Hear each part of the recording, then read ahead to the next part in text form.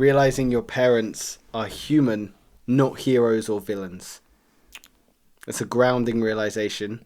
We've given ChatGPT a prompt and it's given us back 10 to 15 of the most humbling and human interactions that you can experience in your life. And one of us is given here is realizing your parents are human, not heroes or villains. So I suppose my immediate question for you, Will, is, are your parents heroes or villains, or a mixture of the both? They're just humans. So that's been a very easy realization for you. Yeah, I mean, it was, I don't know when I came to that realization. I think it was when I learnt something, knew it was 100% right, and my parents got it wrong. It was like, oh, they don't know everything. Do you remember what that was by any chance? Or is that, when that happened? How old were you? When did that ceiling break for you? Probably 16, 17. Okay. And I was like, I know my philosophy on finances is right. Like, the maths is just there. Like, you can't argue it. It's like, if you invest however much a month from when you're 18 to when you're 60, you will be a millionaire. And you, like, doesn't matter what you do for a living, everyone could put this amount in there. Like, you just become... So the whole idea of, like, or, well, you've got to be earning hundreds of thousands a year to become a millionaire, it's just completely false. It's like, you can be, as Dave Ramsey says, an everyday millionaire, which is just somebody that invests progressively throughout their career, and you get there. So that broke a glass ceiling for you, where maybe you realised your parents weren't completely correct all the time? Yeah, it allowed me to trust myself as well. I feel like that was my first step into, like, being an adult. That's really interesting.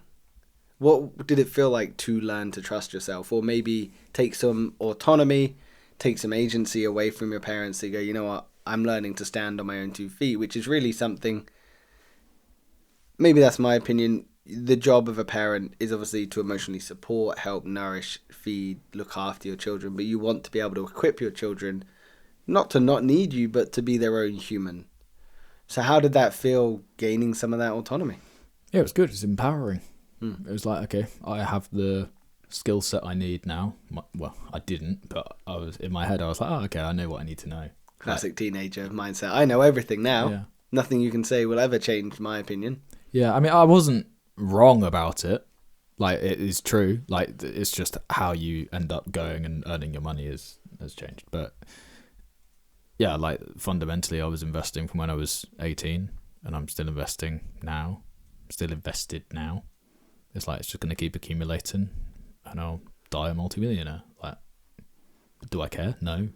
That's the big shift. Is like, I work so hard, and like the goal is to make as much money as possible, and yeah. But I think what I found is when I have months where I earn ridiculous sums of money, then the months where I don't earn any, it's like I find that way more comfortable than when I earn loads. How so? Because it's normal. It's what I'm used to. I haven't ever earned big sums of money. So when I do, it's like, this feels like too much. Your whole expectation for your life is to earn obscene amounts of money. You know, that's a huge goal for you. It's not the only goal, and I don't want to paint you as someone that is so driven and focused on money. You are very much focused on, you know, our friendship circle, the relationship you're in. So it's not your singular focus, and I want to make that clear for people that are listening. But it is a goal of yours. So that really confuses me when you say it shocks you to earn that sort of money. Yeah, and I don't, well, I like what it can get me, but actually it doesn't change anything. I've said it before, like, when you hit 100,000 subscribers, nothing changes. Like, you still have to make YouTube videos every day. You still have to wake up in the same bed, and you live in the same flat, and you still, can still struggle to pay your rent. Yeah, like, and that's why you've got to pick something that you love to do day after day. You know, I think someone that would be able to have the ability to say, you know, if I won the lottery, it wouldn't change my life all that much. Sure, they'd maybe have some different luxuries they might bring in, but if their life would stay somewhat consistent, they'd probably live in a fairly consistent, happy life. Yeah, I love living below my means as well. It's number one on the thing of most important decisions I've ever made in my life that has allowed me to just do what I enjoy. Because my whole plan was to be an accountant, earn enough money to buy 3 rental properties with debt, have them cash flowing every month, and then I'll be able to go and be a musician. Whereas actually, no, if I just lived below my means, which I was doing anyway because I was saving up to buy that first house, which I'm still doing. This is what I'm saying, like, earning a lot of money changes nothing. Because you just need to literally earn like top CEO levels to be able to decide to buy a house and buy a house that year. You need to earn the same as top CEOs. It's just like, it's not going to happen. Living below your means is something everyone should do, should strive towards. It sounds like such common sense, but in reality, it's not, because people don't. Yeah, I'll give an example. I just bought a new coffee machine. You did? I could afford any coffee machine I want. How much do you reckon my new coffee machine is? £30? Yeah, bang on. Well done. I could afford any coffee machine.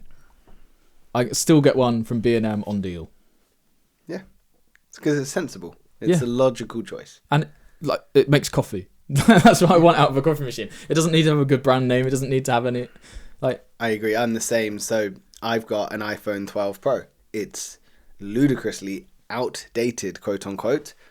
But in reality, it does exactly the same things as an iPhone 17 Pro that's just come out. I would love an iPhone 17 Pro, but what's the point? Yeah. I will get a new phone when this one craps out, but, But, yeah, so one thing I do want to ask with realizing your parents are humans, not necessarily heroes or villains, is did it allow you to see a different side of them? So maybe as we grow up, our parents are maybe a little bit more stoic, maybe men more so. They don't really show too much emotion. They want to help guide you and help you navigate life yourself.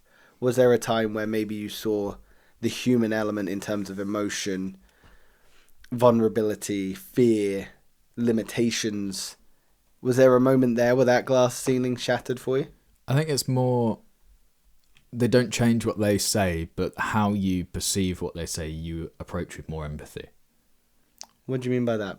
When your parents are untouchables and know-it-alls and they're like this higher-than-life figure, it's very difficult to be empathetic when things don't go their way because they're in charge. They're in control. Like, money's not no object. They say yes to when you want something in Tesco's and they just, like, you don't even consider They it. have the autonomy. Yeah. Or they say no, but they could have bought it. So it's like, like, As why a child, can't I it's have very this? hard to understand. Yeah, why can't I have this packet of sweets? I know you earn more than £1. Like, so it's just that level of power and control that I think also elevates them, and it's like they're just untouchable. Like, they can do whatever they want. That's so cool. And then they say exactly the same stuff when that glass ceiling's been shattered and you now understand that they're not untouchable. And you're like, I now understand why you don't want to spend that £1. It's not because you can't afford the £1, it's because you're saving towards something else, or you have bigger goals and you're working towards something the same way I'm working towards something. It allows you to have that empathy, like you said. Which is really cool. It allows, like, being able to see your parents as humans is so cool because it means you can actually start building a relationship with a person rather than an idea on what a parental figure is. So I really enjoy it. It's allowed me to get closer to my parents. And I think it's the same probably with siblings as well. It's like, for ages, I'm the older one and they're the younger ones. And then eventually, no, they're just people and they're on their journeys as well. And I'm on my journey. So if we just help each other out, then the whole family is elevated and it's like awesome. It is really interesting, that idea of family, because like you say, you've got the eldest brother or the youngest brother and then you've got your parents, but they are also humans. And I think we lose sight of that when it is our family, because we have almost different rules and regulations for families of how we navigate those interactions. But in reality, they are just humans, and you want to just converse with them on a normal human level to be able to help them. When I think about realizing my parents are humans, not heroes or villains, there's a few moments that really stand out, but my parents went through a divorce when I was going through my last 2 years at secondary school, so it was a really tough time to go through. Naturally, it's not my time to be like, how dare you picked a tough time for me. It was horrible for them. But during that time, that's when the glass ceiling shattered, that these were not untouchable beings. They were humans with their own thoughts, feelings, complex worries, intricacies, neuroses that they were trying to navigate life with as well. And it was a real humbling moment because it allowed me to get to know the people that had raised me on a deeper level. I remember some very powerful moments, like the first time I ever saw my dad cry. That broke my heart at the time, but now as an adult, I'm so glad I saw it because it allowed me to deepen my understanding of, one, not only what was happening at that time, but two, him as a person. Because maybe if I didn't see that, I might have grown up with the mindset of, well, my dad's never shown emotions and I don't want to get to know this person that, has never had the ability to empathize with someone or emotionally connect with their own emotions. So it's been a really humbling experience, and it's one that I am actually going through at the moment, especially the ironic conversation of learning to understand your parents are humans as well, because I've recently had a conversation with my mum, my brother, and my dad all about the relationship we had as we were younger and the relationship I'd like to have now as adults. And it's always been really positive. I'm really grateful in that regard. But yeah, it's definitely a learning curve, because you always consider yourself to be their children, and they probably always continue to be their child. Yeah. Do you reckon people never go through life without breaking that glass ceiling? I imagine some people do. Like, I think I saw an example, like World's Strictest Parents, that TV show. They send a troubled child to a household in America where the parents are... I wouldn't even say they're strict, just like lay down the law and what they say actually goes. And seeing their kids, it's like they never step out of line. It's like, I wonder if the ceiling ever shatters for them. What do you reckon the impact is for, one, people that grow up with really strict parents, for the air quotes, those that can't see, they're listening on Spotify, the really strict parents, or maybe what the impact is if the glass ceiling never shatters? I think stronger obedience towards authoritative figures. Yes, I would imagine that plays out in some regard with a lack of exploration in one's life, because they're very much probably accepting of outward stimulus. Yeah, if somebody says something as fact, I'll take it as fact. I think it probably restricts them, similar to what you said, but in terms of like coming up with their own beliefs and whatever. It's like, no, my parents have said that this is the way it is, so therefore this is what I'm taking forward, it's what I'm going to teach my kids, and it's sort of a pass-on thing. But then again, I would say, like, if you're a particularly strict parent, it's probably because you're fighting who you naturally wanted to be when you were younger. So it's like a preemptive strike on imagining your kids are going to be the same as what you were. People say you parent your children the way you wanted to be parented. Yeah, I don't think that's true. Do you not? Well, I'm not going to parent my kids the way I wanted to be parented, because I wanted to get away with a lot of stuff, and my kids aren't getting away with anything. But I suppose that then could be a worry that they might rebel as they get older. They will, but that's important as well. Rebelling is important. Why? Because that's standing on your own 2 feet, and it's standing on your own principles. It's your view of the world is then, okay, you're going to stand on that hill. This is important to you, okay? Are you gonna help navigate them away from significantly bad choices, or are you gonna just let them find complete autonomy? Because naturally, rebelling can be, oh, I got my ear pierced, or I've fallen in with the wrong crowd and I'm now abusing drugs and alcohol. Yeah, then you just abandon them. You would never abandon your children. If they consistently were that out of line, yeah. I don't think you would, though. I don't want them to be part of the family. Wow. You can design your family. Can you? Yeah. How so? And why? Well, you have a kid, they step out of line. They're not improving the family in any way. The whole point, like, if you were born into my family, your only job is to improve the family. That's it.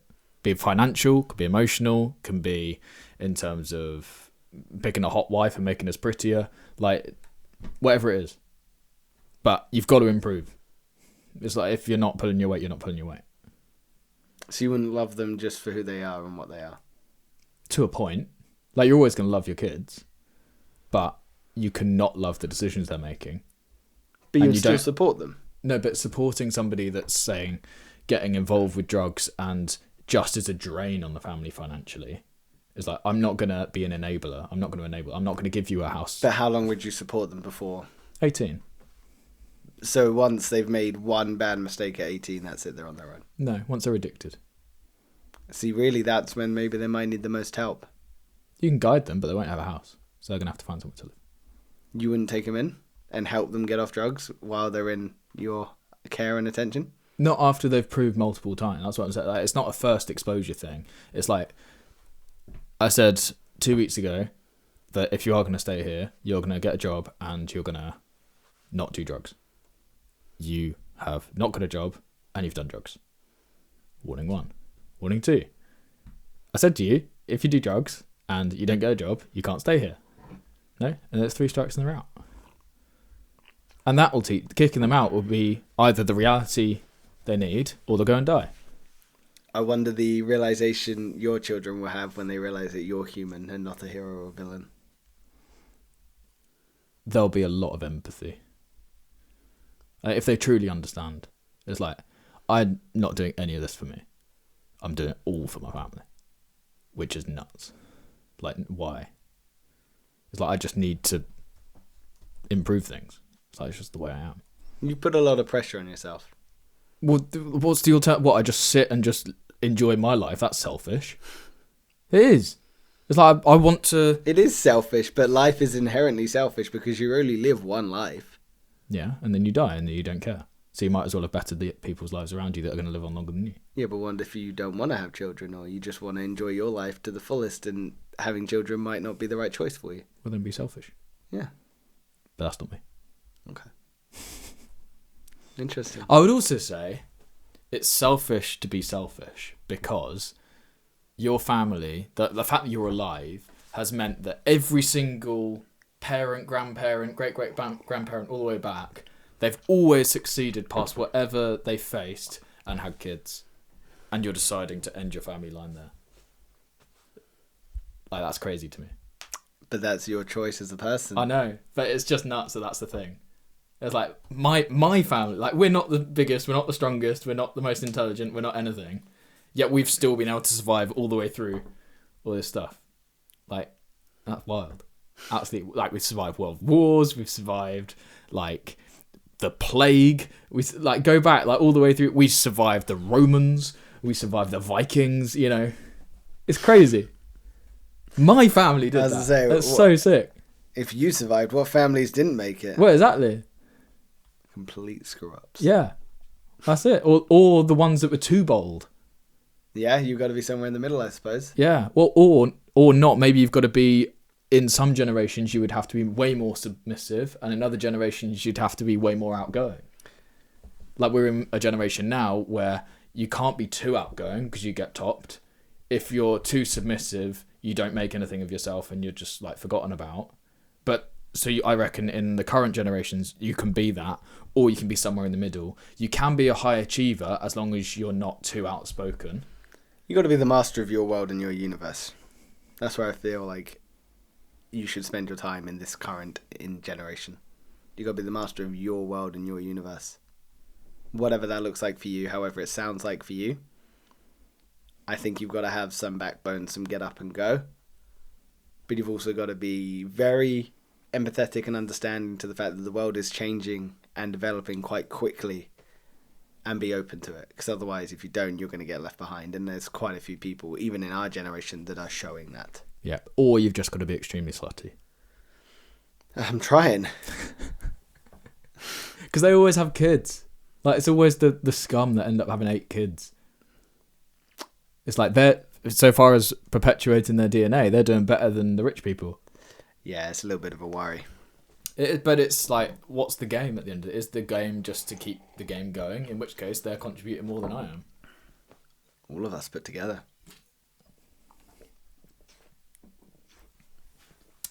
True that. Feeling deeply alone while surrounded by people. It feels like it's gone slightly negative with these ones today, but a really unique experience apparently for humans is to feel deeply alone while surrounded by people. Yeah. But I suppose maybe that's a modern day problem. Because when we think about maybe slightly older generations, they were very much raised with community, very much raised to look after your neighbour, get to know your neighbour, and be an active role in the society and the community you're living. Whereas now, we don't need to do that as much. We've got systems in place. We've got governments in place. We've got social media to pacify us. We've got video games to numb the brains of young men. We've got porn to young the brains of young men. You know, there's a lot here that can isolate people. And I suppose it's a really unique generation to be experiencing this. So I suppose my first question for you, which is, of course, the first question. Have you ever experienced this, feeling deeply alone while surrounded by people? Yep. Would you care to share, or would you like to gloss over? It's every day. Every day. Yeah, I've got 434,000 subscribers. In theory, that means that I've got loads of people that I like influence in one way or another, and I don't feel any more loved. I don't feel like anyone understands what I go through to actually put out the content that I do. And I don't think that anyone understands, even if they could understand what it physically takes to do it, and even maybe do it themselves. I don't know if they would quite understand the thing that's driving me, because I'm not even sure I do. So do you think that's this, with that sort of loneliness, do you think that's something you've created for yourself, or do you think it is a unique situation? I think it's semi-curated. I knew I needed to be in some sort of pain to be able to succeed. I don't know why I thought that. Or I think I heard enough stories of whatever the top celebrity was at the time saying how low they felt. It was like, well, you clearly got to be low to be successful. Interesting how you've internalized it like that, but I think maybe where it comes from in that regard is the more well-known you've got, or the more clout you get, or the more notoriety, the more isolated you'll feel, because there's less people on the same sort of level as you. Yeah. And then hopefully, I'm hoping I'm in the middle bit that Chris Williamson talks about, where you push and you push and you push until eventually you find your new group. It's I haven't found them yet. I went to LiveCon hoping I'd find some people that thought similar. I didn't find anyone. Where do you think you might find these people? The ones that are making big production companies, cranking out videos, fully understanding the algorithm of YouTube, and are consciously making adaptations to videos with that in mind. Whoever those people are. It's a very niche group. So I suppose that would make you feel very lonely, because not that you've isolated yourself, but you've niched down so much that, you can talk about that with your friends and your girlfriend, but not many people are going to understand that. So what does that reveal with that loneliness? Is it an absence of connection? Is it a longing for more, or an understanding that there is more out there?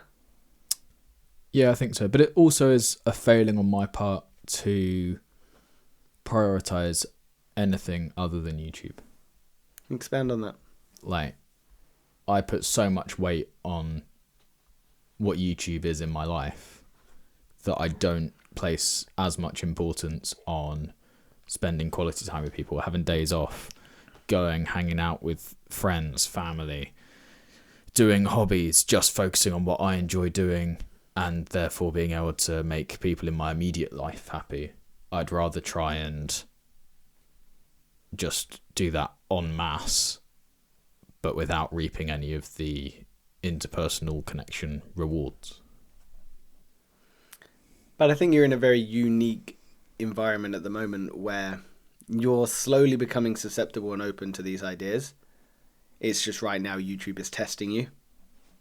So you're having your foundations questioned, but then also your output questioned. So you're in a real melting pot of emotions at the moment. And for someone that likes stability in a world of chaos, it's probably inherently unsatisfying.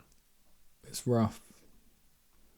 The harder I find something, the bigger the trigger is in my brain to say you need to work really hard now.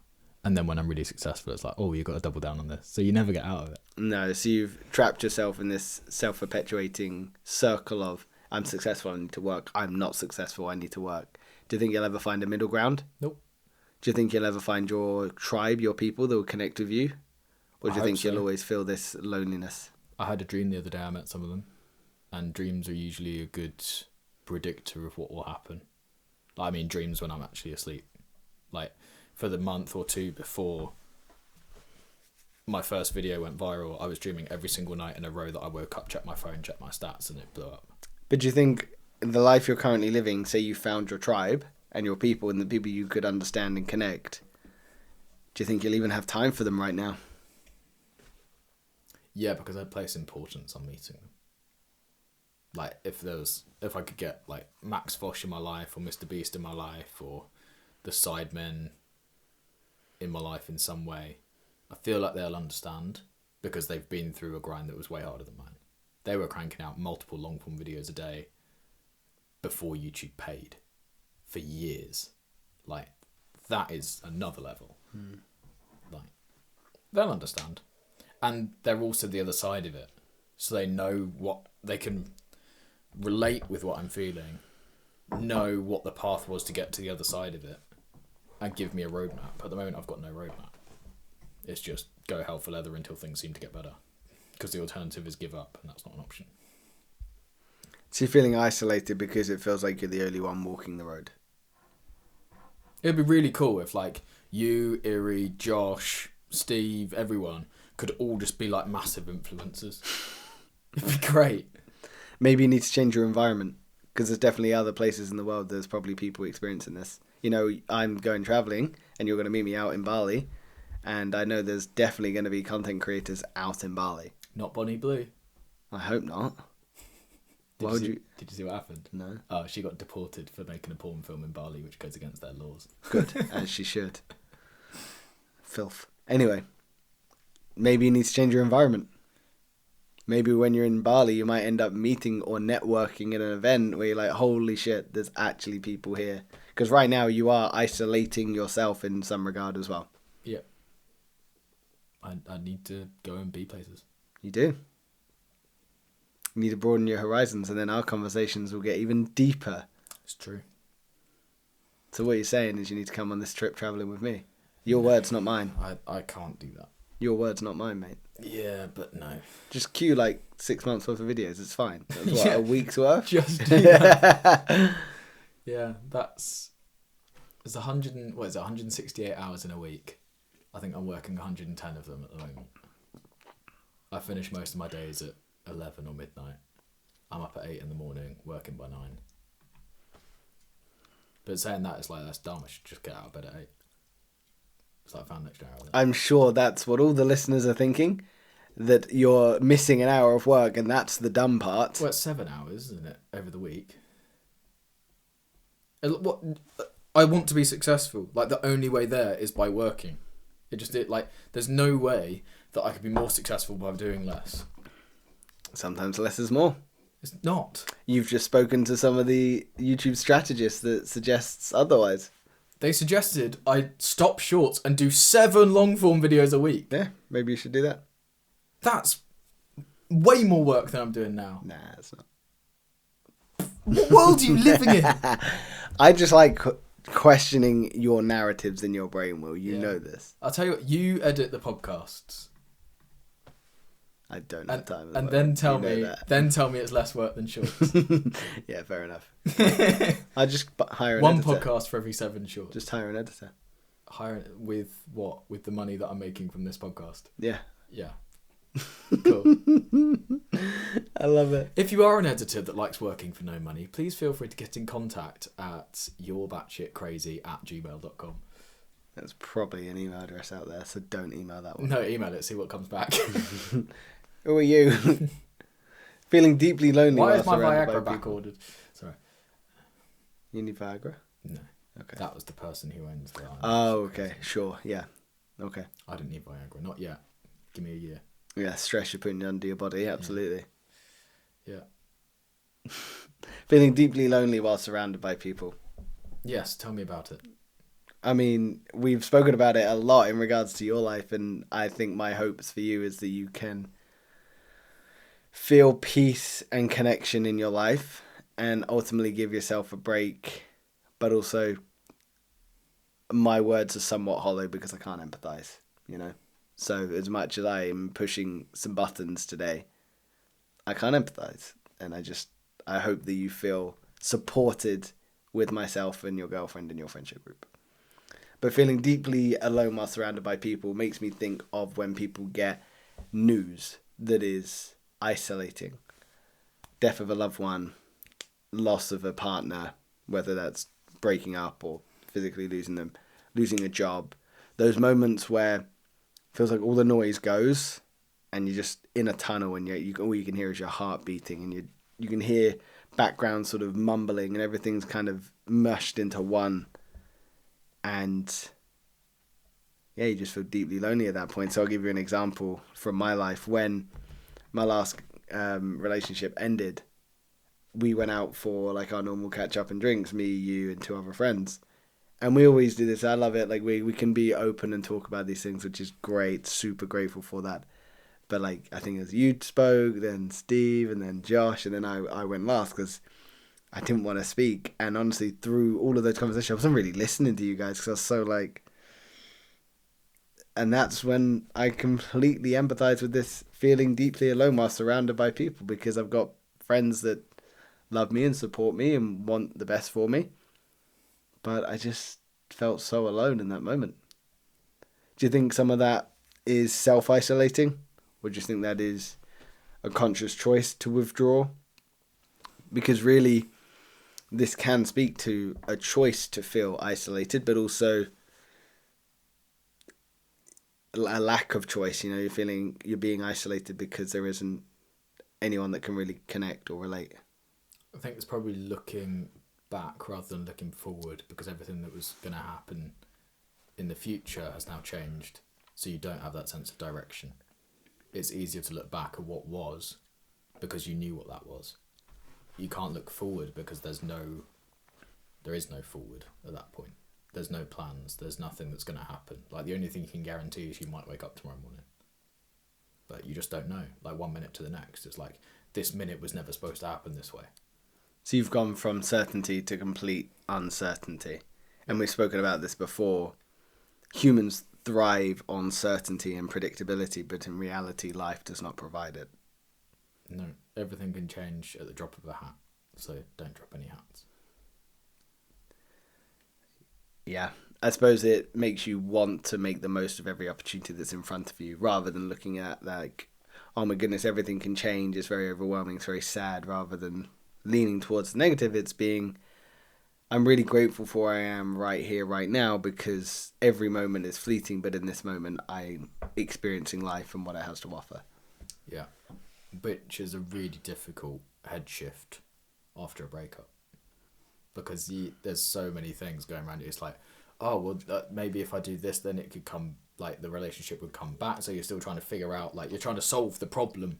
And, like, how could I get back to what it was? It's like 9 times out of 10, you're never going to get back to what it was. Because even if you did, there'll be so much pent-up emotion around what happened anyway. It's so difficult. But you can't think forwards because it's like, oh, well, out of respect of the other person, like, I'm going to show that I at least cared about the relationship, so therefore I'm not going to do X, Y, and Z. You also don't want to think forwards because, like you said previously, your forwards was with that person. So why would I want to consider what I'm doing next? You know, Matthew McConaughey says you get 1 day. You get 1 day to moan and to sit in it, and then after that it's right. Let's move forwards. How can we push forwards? And that is a good mindset to have. But it is true, you know, in that moment, your whole life gets turned upside down. You don't know where to go, what to think, who to connect with.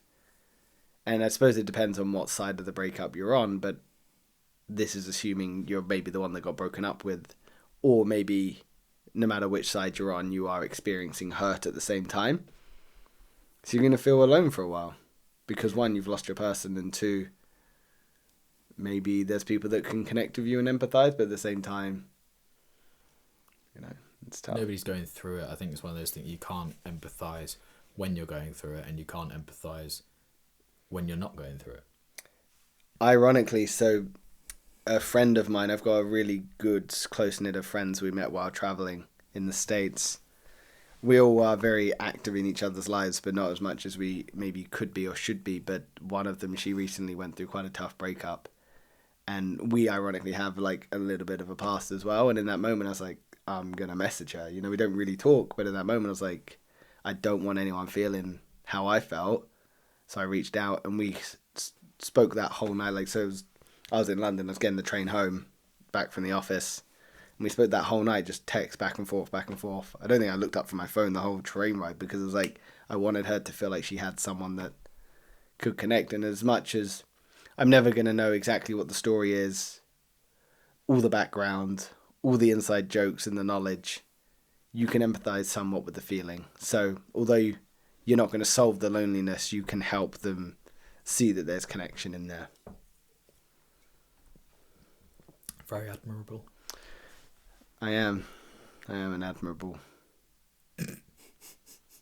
You're definitely an admirable. What? What? What did you say? The moment you outgrow a version of your life is the next one. The moment you outgrow a version of your life. Yeah. Ooh. So not necessarily a version of you. Could be. But a version of your life. So the quiet grief in realizing that something no longer fits. A job, a place, a relationship, even an identity. That quiet realization that you are outgrowing a version of your life is a deep and thought-provoking moment, and I cannot wait to hear your thoughts on this. I was looking forward to hearing yours. Ooh. I mean, the accountancy thing comes to mind. Like, you finish school, then you go and you're like, okay, I'm in the world now, therefore I'm in this season of my life. And then once you finish doing your tennis coaching and your flips coaching, and you're failing to be a professional flipper, you then go into accountancy. And then after you become an estate agent for 3 months, that door gets shut, and then you're like, okay, I work at Sainsbury's, and then that's a period of your life. And then I remember you being an estate agent. That was a wild period. It was. That was when I was in sales again. It was. We were both in it for so short because it was before COVID. Yeah. And we would chat during the day, then go to the gym in the evening. It was the best period of my life where I actually had some sort of routine. Yeah. In adult life. Yep. I haven't had it since. I would hate that, just as an FYI. What, not having that sense of routine? Yeah. I would like to, if you went to the gym now at like 6 o'clock every day or 6:30 every day, I would come along with you. I pretty much do. When we're not filming podcasts, I do. Well, let me know when you're doing that. Okay. And I'll try and come along. Okay. No, I will come along. Oh, you heard it here first. Yeah. Because maybe that's the break I need in a day. And like that'll teach me to prioritize as well. I think it's like with creativity, the more barriers you put in the way, the more creative you can become. It's like, I'm going to write a song, but I'm only allowed to use a guitar. Okay. It's like you don't have to worry about what you're doing on the keyboard or the drums or you know. It also allows you to get started as well, because you're putting a barrier there, but it also helps you direct towards the outcome. It's not just a barrier, it's walls. You can bounce off them. You know where you have to stay. I've been thinking about this recently with other things. It's like, I came to the realisation, no, I didn't. I've always known. But I've been thinking about it. Hey, I've been thinking about something. I'm impressed. Is top YouTube singers who are the ones that everyone knows. Like, there's Conor Maynard, there's a guy called Levent Geiger, there's a guy called Will Gittins, there's so many of these, but they are like top tier vocalists. I am not that. There's also top tier rappers, Eminem, like any other rapper, to be honest, is like, they can rap faster than me. They have the image for rap. Like, great. Okay, I'm not that. So there's some walls. It's like, if I make something that's too vocally complicated, that's not me. If I go to something that's too rappy, that's not me. So I've got to walk down this line of like, I'm trying to be a top music, I suppose, YouTuber without the skill set to be a musician in either rap or singing. So like, how do I walk that line? So I guess then it's like, oh, okay, well, I'm more like the Ed Sheeran type, which is sort of rap but sung at the same time. It's like, okay, cool, that could be a cool direction to go down. But if I do that too much, and like the hooks of the song, what do you do then? Because they've got to be sung. Like, I can't make them too vocally complex because I can't do that. So then it's like, okay, I have to sample somebody else. Well, now you're in Connor Price territory. It's like, well, you can't do that because he's already done it. Do you like Connor Price? I love Connor Price, yeah, but he's found his thing and it sounds different because of that. Like, just take a 50s track and resample it and then turn it into something, and then you've got a cool beat, and then you can rap over it and you still got your hooks. Like, great. I can't do that. He's done that. So it's got to be different. Like, how do I do that? So I think, you pitch stuff around and eventually get there. But that's one of the things I've been thinking about. That is, how does that relate to versions of... Well, it's you understanding that life moves forwards. Because when I think about this one, about outgrowing a version of your life, I don't see this as a negative. I see this as a positive, because life is meant to be lived forwards. You're meant to grow as a person. You're meant to have new experiences that are going to shape you into someone new. Outgrowing a version of your life doesn't have to be negative. If anything, for me, it's overtly positive. So what you're saying there is you are in a transition state, and it's almost like you're aware of it as well, of reshaping the game in which you're playing. Yeah. But it's a problem if you stay in that too long. That's if you're always transitioning, there's a problem. If you're not transitioning ever, there's a problem. It's finding that, like I said, might have been in one of the 10-minute videos we did, which is like, if you've got to strategize at one point, and then the next 5 to 10 years is you just actioning that. And then you can think about a transition or a pivot or some sort of thing, but at least you've given it a run. Like, we've got a thing with our shorts. We at least do 3 months of a format. And if then we're not getting real traction, then we pivot to something else. We've done a recent pivot and it seems to be working better than the previous ones. Therefore, that is something, now we know roughly what sort of direction we've got to take our shorts. Yeah. It's like, cool. And that's progress. But unless we trialed the other ones for 3 months, we never would have been sure that that wasn't the way to go. Yeah. You've got to commit to be able to understand that something is wrong, the same way you have to commit to something to understand that something is right. Outgrowing a version of yourself requires emotional maturity and the ability to connect with yourself on a deeper level and ask those hard questions. And you're right, if you're constantly changing, it probably means you either have a commitment issue or you're just not good at sticking to one thing. And you just don't know what you're doing. Don't know what you're doing, you just can't commit, whatever it might be. And also it might be that you're still trying to find what your thing is. I think there's that to be said there as well, is I think people should try new things because ultimately you need to find out what works for you as well. But if you're sticking in something and you've got evidence that it's not working, although this is counterintuitive to what we started the podcast with, sometimes you need to have the bravery and the courage to know when to walk away or to outgrow a version of you, whether it's a minuscule or big maximal change. You need to look into that as well. You can also be in vehicles that are really good from getting you from 0 to 1, but will never get you to 10. So you might need to do 0 to 1 to then have the confidence to go back to 0 to get yourself to 10. It's like that happens. Like, I suppose I'm in a period of transition now. Like, I did shorts really successfully for like 5 months. They're not doing well now. I'm in a very transitional period of, okay, I'm now turning it from a short channel to a long form channel and strategizing around that. It's like, but because I'm at the start, I've had no reinforcers that anything I'm doing is correct. It's all negatives. So it's doing it in the face of all the negatives. It's like, how many months am I going to have to go where I make no money? Can I survive that? How do I do it? How do I learn to grow a channel around people that like me for me rather than just like me for the song? They don't like me at all. They just like the song, and I happen to be the face that's presenting it. So, sorry to bring it back to YouTube, but it's... No, I think it's interesting because you are outgrowing a version of your life. Again, this can imply that you're going to outgrow a job entirely and you're going to cast it to one side and then go traveling like I've decided to do. Or it can be that you're outgrowing a version of what has been working, but you've now got the maturity to understand that that needs to be slightly changed in order to get to the next level. So like you said, the vehicle you were driving has got you from 1 to 10. I think it's got me from 0 to 1. You get the point I'm making. They're arbitrary numbers. Dickhead. But now you're switching vehicle to get you from 1 to 20 or 1 to 2. 1 to 10. Okay. Because the previous one got me from 0 to it got me off the ground. Okay. But now I've got to go back to like no views. Aren't we so glad we clarified those arbitrary numbers? Yeah. Do you think Beneath the Noise should do Secret Santa this year? It's two of us. Yeah. What? It's not like there's a cameraman. They go, oh, which one of you is it? It's. Yeah, I didn't think about that one. It's just something I was thinking about. I was thinking again. This is why I don't do it. That's made my day.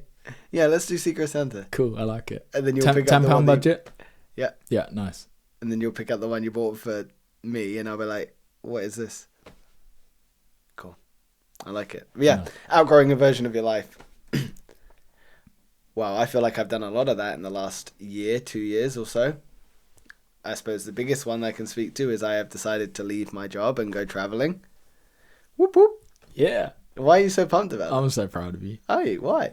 I hate the idea of people being employed because you're trapped and you don't even know it. So me going completely unemployed to travel makes you more excited. Way better for you. You're actually making your own decisions day by day. Fair enough. You're having to plan your time. Nobody else is telling you what you're doing within a time period. I just want this to take off, dude. So I cannot... No, this is a discussion for off camera. I want this to take off. So yeah, I've decided to outgrow a version of my life. The job I was in gave me a choice, which was apply for a management role, stay where I'm at, or leave. They didn't tell me I needed to leave. It's just those were the three options I saw with the choices that were in front of me. Didn't want to go for the management because it meant that committing to London, a new whole way of living, probably meant that this would become less of a priority and other things would have to become more of a priority. Stay where I'm at felt like stagnation, because I feel like I have, in the last few years, wrung out so much. I'm so grateful for these last few years. The amount I've committed into therapy, the amount I've committed into physical well-being as well. The amount of money I've been able to save, the amount of personal development I've been able to do. It's just been a good season. It's been an incredible season. I've got everything I need, but I have now taken everything I need and go, wow, okay, what does Connor want? Who is Connor? Let's reassess all of this with a new outline. The game has been changed. Not the game has been changed, but the person has been changed. You know, the avatar is leveled up. And sure, the career would be great. It absolutely would, and I'm not ever closing the door on that. I'm sure if it's something I wanted to step into, it could be there. But for right now, I've outgrown that, and I'm ready to have a bit of autonomy, go traveling. I'd like to make over to Oz next year. That's Nice. very much on my plans. I don't know how that will factor into here, so we'll need to have that open discussion again. But We'll go and record in Oz. I'll go to Oz. We're having this discussion because Oz is on my plans for next year, 100%. Off camera. It's only Connor listening, so it doesn't matter. Or in 5 years' time when we're absolutely fucking huge and people are like, why are they having discussions? But again, this shows you the growth of everything we've decided Before Connor realised he was a trans person. What? You don't know yet. 5 years from now, you'll be looking back like, how did he know? That reminds me of when I click my fingers, you'll forget you were never gay. I was never gay, exactly. On that, I was watching a Louis Theroux documentary. Love that one guy. of his first ones, and he went to go and be reborn in a Christian thing in America, obviously. And they were, is it an exorcism? Yeah. They did some of that. They released the spirits and the demons. Yeah, and then there was this woman who was like going through it, or had like the after effects of her exorcism, and she was like shaking and trembling, and like everyone was like, oh no, she just feels so good, and she was like trembling, and she was talking, she was like, I used to be gay, like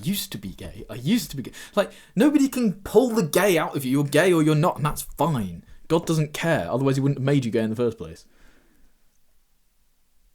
You're making a very valid point, and my brain made a very bad joke. Did it? Go for it. Yeah.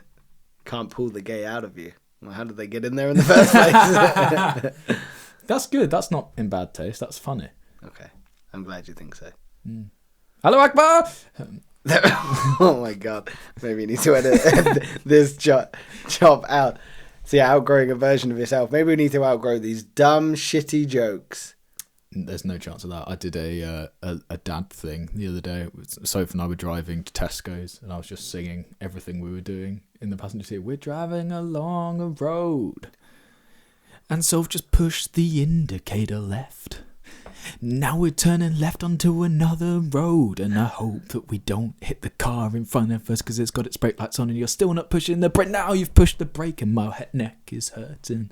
Yeah, Vibe. Yeah, it was great, and I didn't stop for half an hour. That's how long it took us to get to Tesco's from here. Damn. We're stuck in traffic. Why don't you go to the Tesco's at Langley? That's not our routine. It doesn't make sense to me. It's literally closer. You could walk it by the time that you would. You can longboard it. I've longboarded it before. Yeah, let's do it. Do you know how inconvenient it is to longboard to Tesco's? No. The actual longboard is fine, but when you get to Tesco's, you've got a basket in one hand, longboard in the Yeah. other. Nothing like you've got to use your teeth to get apples out of the shelf. Or you put the basket down. Apple into basket. Pick up basket. I'll try that next time. Okay, good idea. The last little prompt it's given us for this one is this experience teaches that growth doesn't always arrive with clarity. Sometimes it arrives as restlessness. And I want to speak to that because it's so damn true. So before I decided to leave my job, and this is for all the people that are listening in a couple of years' time, leave your job. But before I decided to leave my job and go traveling, I kept myself so unbelievably busy. It was absurd. I was training for a Hyrox, which I'd done very well. We were filming podcasts. I was working and I was seeing friends. So pretty much every day was 5 a.m. up at the gym or a run or whatever it might have been. Work 9 till 5:30. Podcast or gym or whatever it might have been. Then see people. I was back to back to back to back. I did not give myself a chance to breathe. And I kept saying it's just the season of grind. And it is. It's a season of hard work. It absolutely was and is. But it kept me so busy because behind the scenes pulling the strings was just people... Sorry, behind the scene pulling the strings was myself that just wasn't happy. So it portrayed as restlessness because I couldn't sit still. I couldn't work out where it was coming from. And then I eventually, after 3 months, crashed out. I had, 2-3 days off work because I couldn't leave bed. It was awful. It was a complete mental breakdown. Maybe not mental breakdown, but it was a complete breakdown. It's burnout. It was total burnout. And in that, I went from maybe I should leave my job on that day to, I've handed in my notice a week later because I just couldn't deal with it anymore. So restlessness, I honestly think if you are keeping yourself so unbelievably busy, you need to take a look at what that busyness is keeping you from avoiding. You should be able to sit still for 10 minutes or so. You shouldn't need constant stimulation. You shouldn't need to constantly keep yourself busy in order to numb the feelings. I kept myself so busy, dude. Honestly, cannot believe how busy I kept myself.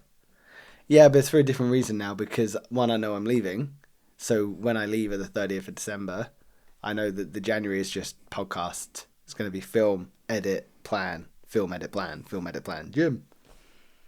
Can't wait. I'm really excited for that month for that reason. And I really hope it will be like, I can't wait for when it's our life. Yeah, what's crazy is it took 3.5 years for my channel to blow up. We've already been going almost half a year. That is cool. And by the time I come back from traveling, it'll be pretty much a year. Yeah. And then, you're 33% in my mind on the way to being successful. And I think what's really great is we've niched down as well. So it's not like we're going to tangibly go, of course, we're just going to build traction in this industry. And then eventually, Chris Williamson, we're coming for you. Joe Rogan, we're coming for you. Diary CEO, we're coming for you. But in an accepting and welcoming manner. Absolutely. We can't wait to have you on our podcast and berate you with questions. We won't berate, but we will ask because we're curious. I'm really excited for when we get guests because it will come at such It'll be good. It's just not practical in here. No, it's not. I need to upgrade, so it might be after 150 episodes or 200. Yeah, harness. Someone can just hang. The guest can hang, and we'll just ask questions. That could be our USP. This is it. We'll get a bat anytime they answer the question incorrectly. We'll just smack them like a piñata. Exactly like a piñata, and hopefully they'll crack open with sweets inside of them or candy for you Americans. What's funny? Just no crack open with seeds. Yeah. That's what's inside of me. Is that not what's inside that? No, I'm just full of acid. Are you? Explain a lot. Realizing you don't have to become anyone else to be enough. Not as an affirmation, but as a lived realization. Let's bash through this one. Are you still living this lie where you think that you're not enough, or have you accepted you for you and you do genuinely believe that who Will Taylor is enough for Will Taylor in this life that he wants to live? And for the people in his life, for those he's going to care for and have care for him. I think I've said before, Will Taylor is a character I play. Yep. And Will Taylor, when everything was going viral, was enough. Will Taylor now isn't enough. The problem is, and that's because I'm not doing well career-wise, the problem is Will, as in me normally, not the character I'm playing, can hide behind Will Taylor the success. Mm-hmm. But Will, who I see as a failure anyway, can't hide behind Will Taylor the failure, because that's just one person who's a failure hiding behind another person that's a failure, or being a failure as well. So it's like there's nowhere to hide anymore. So your feeling of quote unquote feeling enough comes from external validation. Which is why I'm so depressed right now. So I would say that you have not yet realized that you don't need to become anyone else to be enough. I would say this one is in your future, my friend. Hopefully. What do you think it might take for you to change from seeking external validation to internal validation? Revenue that's not required by being the most viral thing on earth. How would that happen? If I knew, I'd be doing it. I'm not getting a job though, so I have to be. Would you feel validated if Beneath the Noise was earning enough? We weren't a top 10 podcast, but we were earning 5k a month. We'll have to be top 50, but yeah. We'll have to be. Is that your parameters or no? earn? I think to earn $5,000 a month, you've got to be top 50. I don't think podcasters earn a lot. The ones that do really do, but there's a horrible middle phase, as there is with everything, where your views look really impressive or you look really good on the outside, when really the reality of the level you've actually got to be successful is like crazy. Okay. But I think that's really exciting that your validation is still to be learned internally. And I hope that it comes soon for you. I don't think it is very much a, wow, my life has been changed. Unless maybe it's enhanced by maybe altering drugs like ayahuasca or magic mushrooms or MDMA if done in a clinical trial, because there's definitely elements to be said that there's medicinal purposes to those drugs. However, I think it's a journey, it's an arc that learning who you are is enough and self-validating that. I would say I'm further down that line than you are. Absolutely. I would say it's something that I have extremely struggled with, and it's taken a big toll on me and on my life. However, it's a really great feeling to be able to self-validate because of who you are and what you've done. But the issue is you've got to base your self-validation on internal factors rather than external. I said there, it's great to self-validate from what you've done, but in reality it shouldn't come from what you've done. It should just come from who you are. Yeah, but that's not good enough for me. But I wonder if it's because of the values that we choose to live by. People that maybe have aligned themselves more with their internal values and their internal compass maybe have it easier to self-validate than those that don't. I think I had so many reinforcements, the same as anyone does. Like, I could be truly happy with myself and like just I'm good enough, whatever I do is great. It doesn't matter if you're in that position or not. If somebody else tells you you've done a good job, that means something to you, and it elevates you slightly. And I'm just addicted to that. It's like, how many people can I get to tell me I've done a good job? But I also think you've got this weird complex where it's never going to be enough. No, exactly. That's my I'm just addicted. Like, I can't get enough of the heroin. It's like I just need more of it. Just more. but you're never going to get enough that way. It has to come internal, dude. You have to find a way to shift that, and fuck knows how you're going to do it. I'm definitely not the person to tell you because I don't know. I just know it's a lifelong journey. It's an internal commitment to be able to turn that external validation into internal validation, from seeking others' approval to just accepting who you are is worthy of love and approval. I have no idea how everyone could achieve that, because if everyone could achieve that, the world would be a better place. But then you could argue the world might be a more comfortable place. To bring it back to what we were talking about at the beginning of the podcast, I wonder how many people use this as fuel or negative motivation to achieve more in their life, because they have this feeling that they are not good enough, that if they achieve XYZ, they will be loved by more people, the people they hold in higher esteem, their parents, whatever it might be. I wonder if it might make life more comfortable. And is that a good or a bad thing? I think it's just becoming comfortable with having less status. It's like, I want more status. I don't feel like I could be enough by myself. So the more things I achieve, the more status I have, because I'm further away from you. Not you, but you as in people generally. Yeah, you as the general. It's like if I start a conversation by saying, "Hi, I'm Will. I don't have a job and I have 1,000 subscribers." That doesn't carry anywhere near as much weight as if you say, "Hi, I'm Will. I don't have a job, but I have 430,000 subscribers," putting in millions of views. But do you think that's because you know the value of that? Whereas if maybe someone doesn't understand that and go, "You don't have a job?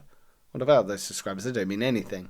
Yeah, that makes me feel way more above them, because not only have I exceeded in a really difficult industry, I'm levels above them just in terms of understanding the weight of what that carries.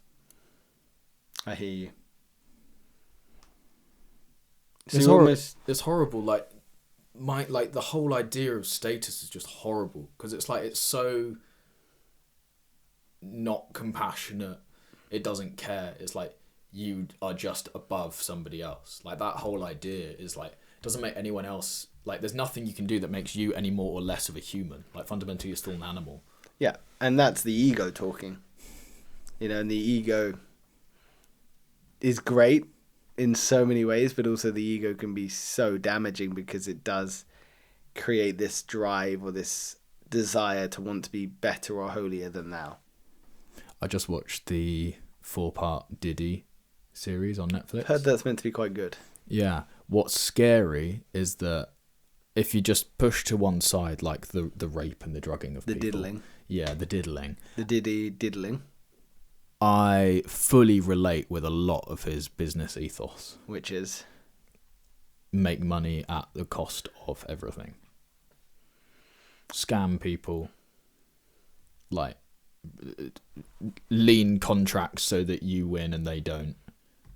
Like, you could be the person behind the scenes, but you've still got to be front and center. And you, as long as you're more famous than the people that are supposed to be supported by you and your company, then you're fine. Do you know what's interesting with you, Will? Is sometimes you'll say that and you'll wholeheartedly believe it, but then other times you'll be so unbelievably selfless and you'll wholeheartedly believe that as well. I feel like you are constantly stuck in this yin and yang. And I don't know if it's a recent thing for you or if it's something that's always been prevalent in your life, but you are a paradox. And there's this constant wheel of goodness that's being spun round. And I'm always curious where you're going to land. And I'd be curious to see how life pans out for you.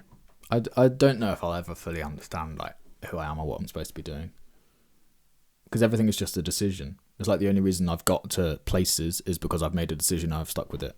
And then I've made a decision and I've stuck with it. I've made a decision and I've stuck with it. It's like, it's zoom out. It's like, it doesn't matter what anyone does. It's like, we're all meaningless. Why'd you say we're all meaningless? Because if there are no humans, then there would be no meaning. Because it's only meaning because it means something to us. That's what meaning is. Something we just attach more onto than something else. I could be the biggest YouTuber in the world. I could be the most famous person in the world. When I die, there might be an Instagram post that's put on everyone's stories that says Will Taylor died. A week later, nobody cares. LOL. Yeah. Lots of love. And and then you're in comedians' jokes maybe for a little bit. Like, oh, you think your year's gone bad, at least you're not dead like Will Taylor who got crushed under a tractor. Is that how you want to go? It's one of the ways that it's a possibility. Or at least you weren't trampled by your own cows. Okay. Don't want to milk it, but... Maybe stop letting the cow in the house. I was in the field. No, the cow was in the house. I was pretending to be grass. It was my own fault. You just had a complete mental breakdown, painted yourself green and ran around in the grass. All right, that feels like a good place to end it. I don't quite know how we got there, but... I've been quite tangential this podcast, I apologise. I don't know what that word meant, but it sounded fantastic. I went on a lot of tangents. Oh, okay. Nice. I've written my word down. Yeah? What's your word? Ferry. No. My hands are sweaty, I apologise. That's all good. What was your word? Cow. Ah, I was going to say cow and then I changed. Well, you shouldn't have. I know. You ruined the mood.